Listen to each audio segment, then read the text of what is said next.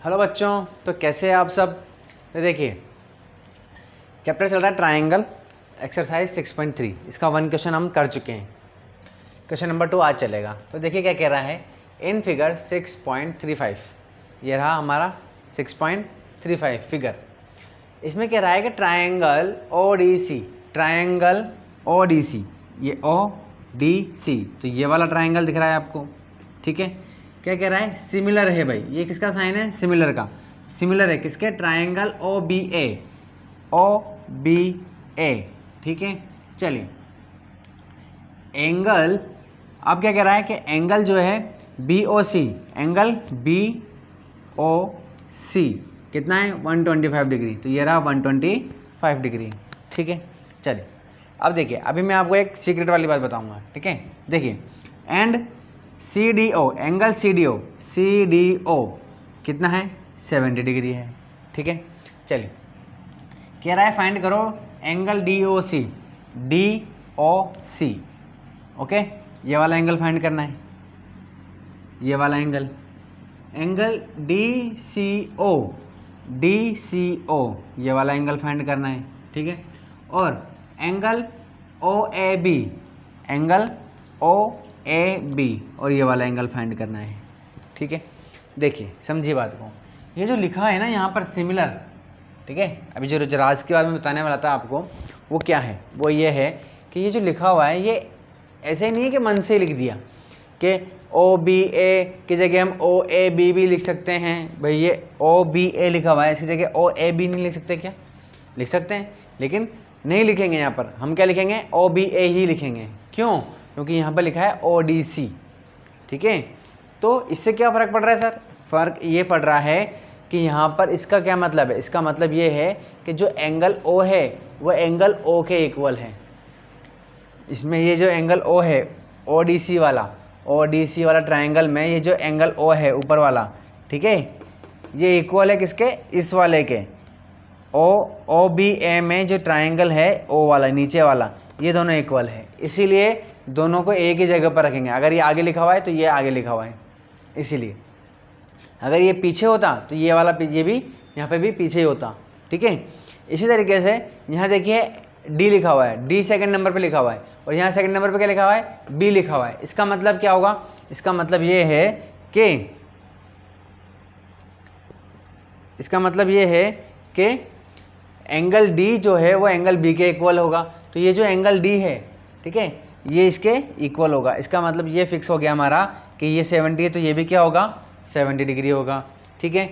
चलिए, इसके बाद देखिए एंगल C के जगह पर क्या लिखा हुआ है, एंगल A लिखा हुआ है, ठीक है। तो इसका मतलब एंगल C एंगल A के इक्वल होगा, ठीक है। चलिए, ये तो हमारे कॉन्सेप्ट, मतलब हमें पता करने के लिए कि, हालांकि करेंगे ऐसे नहीं कि भाई ये दोनों सिमिलर हैं तो ये वाला एंगल इसके, ऐसा नहीं करेंगे। ये तो हमारी नॉलेज के लिए है, हमें समझने के लिए, हमें अंदाज़ा लगाने के लिए, ठीक है ना, हमारा क्वेश्चन सही करने के लिए, चेक करने के लिए कि हमारा आंसर सही आया कि नहीं आया, ठीक है। चलिए, तो देखिए करेंगे, कैसे करेंगे, देखिए तो इसमें देखिए सॉल्यूशन। तो देखिए, ये वाला क्वेश्चन अगर क्लास 9th में आ जाता तो भी हम कर सकते थे, क्योंकि क्लास 9 के सारे कॉन्सेप्ट लग रहे हैं इसमें। तो देखिए, ये वाला जो एंगल है, ठीक है, आप ये देखिए कि ये यहाँ पर देखिए, अगर मैं इसको पूरा कंप्लीट कर दूँ तो ये देखिए, ये कौन सा लाइन एंगल बन जाएगा, लीनियर पेयर बन जाएगा। ये पूरी लाइन है, ठीक है ना, स्ट्रेट लाइन एंगल बन जाएगा। ये पूरी BD जो है वो एक लाइन है पूरी की पूरी, और ये पूरा एक एंगल है। तो एक लाइन पे बनने वाला एंगल क्या होता है, 180 डिग्री का होता है, ठीक है। और इसमें दो एंगल बन रहे हैं, एक एंगल ये और एक ये, तो दोनों क्या हो जाएंगे, लीनियर पेयर हो जाएंगे, ओके। और लीनियर पेयर का जो सम होता है वो कितना होता है, 180 डिग्री का होता है। तो हम यहाँ लिख सकते हैं, क्या लिख सकते हैं भाई, angle DOC plus angle BOC, ये रहा BOC इज इक्वल टू क्या होगा, 180 डिग्री होगा। क्यों होगा, क्योंकि ये दोनों एंगल क्या है भाई, लीनियर पेयर हैं, लीनियर पेयर है भाई ये, इसीलिए। और हमें पता है कि लीनियर पेयर का जो सम होता है वो कितना होता है 180 डिग्री होता है।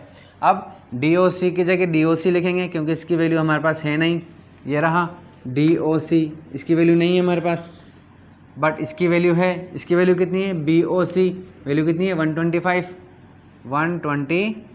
इज इक्वल टू में कितना 180 डिग्री, इज इक्वल टू की जगह इज इक्वल टू। अब देखिए यहाँ पर ये 125 प्लस का है, इक्वल के उधर जाएगा तो क्या हो जाएगा माइनस का हो जाएगा, ठीक है, साइन चेंज हो जाते हैं 125 हो जाएगा। यहाँ पर हमने एंगल DOC फाइंड करना है तो ऐसा कैसा लिख दिया, ठीक है। चलिए अब 180 में से 125 जाएंगे तो कितने बचेंगे 55 बचते हैं, ठीक है। चलिए ये हो गया, तो एंगल हमारे पास एंगल DOC कितना आ गया हमारे पास भाई 55 आ गया, तो DOC ये रहा हमारा 55,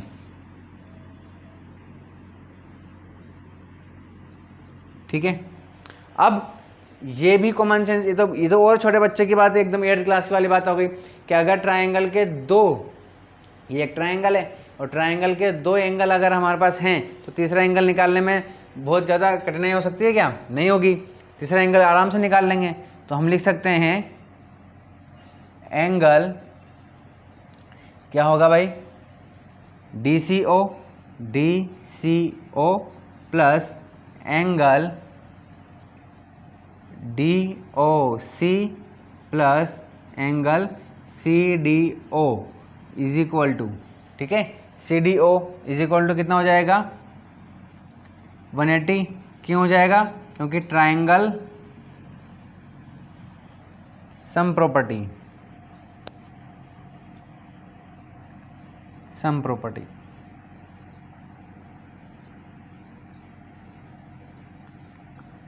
ठीक है, ये लग जाएगी हमारी।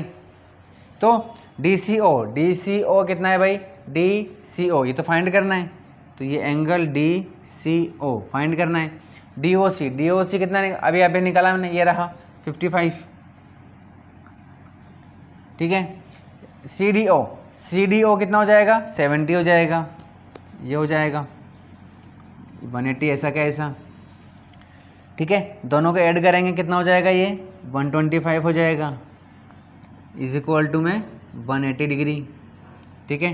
चलिए प्लस में क्या एंगल DCO, ठीक है। चलिए 125 इधर प्लस का है उधर जाएगा तो माइनस का। अब आप देख सकते हैं बिल्कुल सेम टू सेम हो गया ऊपर वाला, ठीक है ना।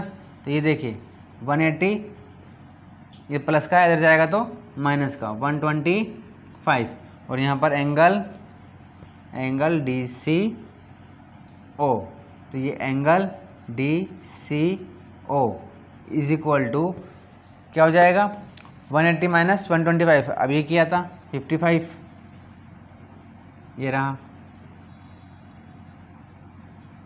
ठीक है। तीनों एंगल आ गए हमारे पास 55। अब जब तीनों एंगल आ गए तो अब अभी जिसमें बताया था आपको कि सिमिलर हैं तो हम लिख सकते हैं आराम से यहाँ पर, ठीक है। क्या लिखेंगे सिंस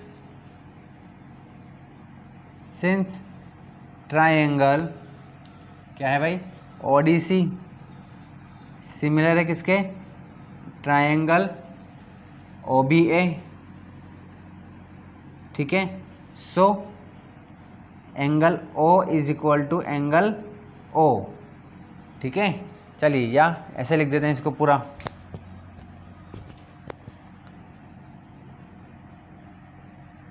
तो देखिए जैसे कि इसमें बोल रहा है ये DOC, ठीक है, और DOC फाइंड करना था, DOC फाइंड कर लिया, DCO भी फाइंड कर लिया। अब हमें क्या निकालना है बस OAB, ठीक है। तो हम लिख सकते हैं यहाँ पर एंगल A इक्वल होगा किसके भाई एंगल C के, ठीक है। तो एंगल C कितना है और हमारे पास 55 डिग्री, ये लो, ठीक है। तो एंगल A निकालना था हमें, इसको लिख सकते हो आप, A वाले को क्या लिख सकते हो OAB